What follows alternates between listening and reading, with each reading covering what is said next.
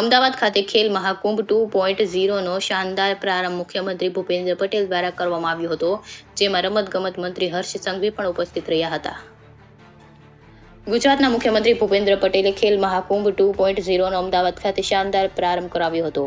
મુખ્યમંત્રી અમદાવાદના ટ્રાન્સ સ્ટેડિયમના વિશાળ ગ્રાઉન્ડમાં રમતગમત મંત્રી હર્ષ સંઘવી અને અમદાવાદના મેયર શ્રીમતી પ્રતિભાબેન જૈનની ઉપસ્થિતિમાં જોમજુસ્સાથી થનગનતા યુવા ખેલાડીઓને પ્રોત્સાહિત કર્યા હતા.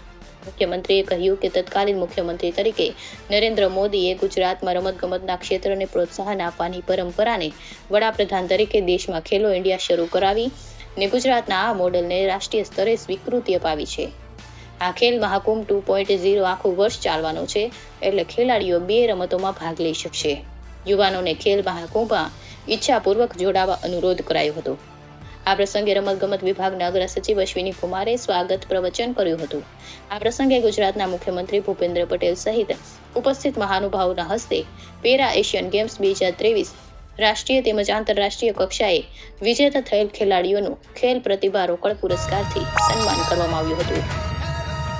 આ સાથે જ બાળકો અને યુવાનો દ્વારા સાંસ્કૃતિક કાર્યક્રમો રજૂ કરવામાં આવ્યા હતા. આ કાર્યક્રમમાં સાંસદ કિરીટભાઈ સોલંકી, હસમુખભાઈ પટેલ, સ્થાનિક ધારાસભ્યો, અમદાવાદ જિલ્લા collector Sushri Praveena DK, municipal commissioner M Thennarasan, Ahmedabad શહેર પોલીસ કમિશનર GS મલિક, સ્વર્ણિમ ગુજરાત સ્પોર્ટ્સ યુનિવર્સિટીના કુલપતિ doctor Arjunsinh Rana, sports authority of ગુજરાતના સચિવ RV Bhatt, sports authority of ગુજરાતના ડિરેક્ટર જનરલ RS નીનામા તેમજ વિવિધ અધિકારીઓ, મહાનુભાવો અને મોટી સંખ્યામાં ખેલાડીઓ ઉપસ્થિત રહ્યા હતા. સંજીવ રાજપૂત, અમદાવાદ. गुजरात के मुख्यमंत्री के नाते उस कार्यकाल में खेल महाकुंभ की शुरुआत की थी और आज मैं कह सकता हूं, जिस सपने का बीज मैंने बोया था आज वटवृक्ष बनता दिखाई दे रहा है.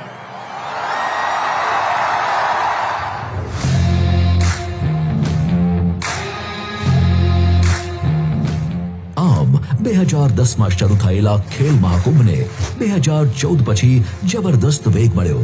ડબલ એન્જિન સરકારના મક્કમ અભિગમોના કારણે અનેક બંધ દરવાજા ખુલી ગયા. સ્પોર્ટ્સ માટે 293 કરોડના વિશેષ બજેટ સાથે મુખ્યમંત્રી શ્રી ભૂપેન્દ્રભાઈ પટેલ ડબલ ગતિએ સ્પોર્ટ્સને આગળ વધારી રહ્યા છે. એટલે જ તો 2023માં ખેલ મહાકુંભ 2.0માં બહોળો પ્રતિસાદ મળતા રેકોર્ડ બ્રેક 66 લાખથી વધુ લોકોએ રજીસ્ટ્રેશન કર્યું. ખેલાડીઓના આ જ ઉત્સાહને જોતા જ સરકારે ખેલ મહાકુંભ 2.0માં 4 નવી રમતો ઉમેરી કુલ 39 રમતોનો સમાવેશ કર્યો અને દિવ્યાંગો માટે પણ સ્પેશિયલ ખેલ મહાકુંભનું આયોજન કરાયું છે. વિજેતા ખેલાડીઓને 45 કરોડ સુધીના રોકડ પુરસ્કારોથી સન્માનિત કરાશે.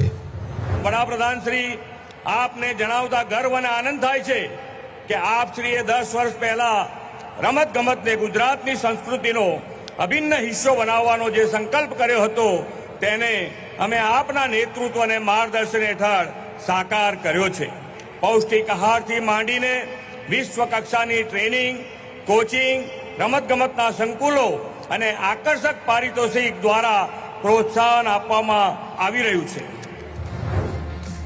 આજે ખેલ મહાકુંભથી ગુજરાતના ગામે ગામથી એક સારો ખેલાડી બહાર આવી રમતગમતમાં દેશ અને દુનિયામાં ગુજરાતનું નામ રોશન કરી રહ્યો છે.